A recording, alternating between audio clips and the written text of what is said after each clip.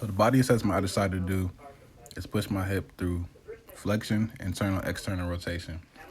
Now for flexion, this was pretty easy. Internal rotation was pretty easy as well. But for external rotation, in which I wanted to see if I can bring my leg to my waistline, this was pretty uncomfortable and pretty hard for me to do overall. So normally I would advise my clients just to do this with a band, but I didn't have a band, so I just selected to do it just naturally. And this is basically an exercise that helped me externally rotate my hips. And so at first, it wasn't that hard, but over time, it was a little bit uncomfortable for me. And so this was like another indicator that when it comes to externally rotating my hip, I have a bit of a tough issue doing that.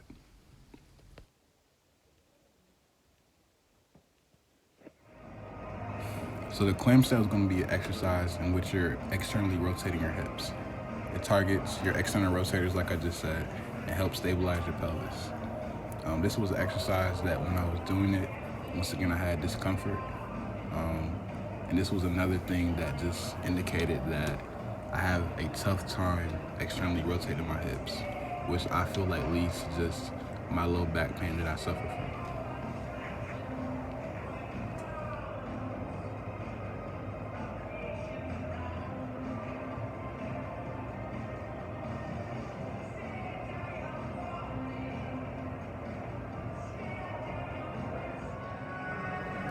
Another great exercise that you can do that externally rotates your hips is the fly hydrants. You can do this with a band or without a band.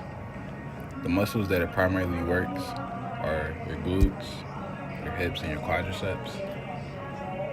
You may get a couple weird looks while you're at the gym doing this, but this is a great exercise just to target just your tight hip flexor muscles.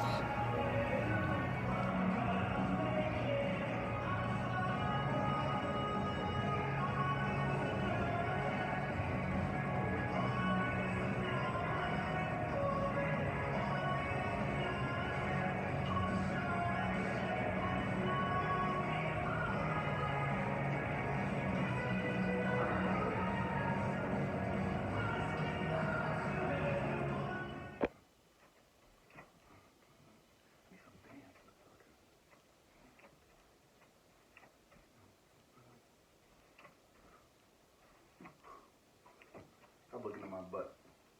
Why are you sure? Stop looking at my ass.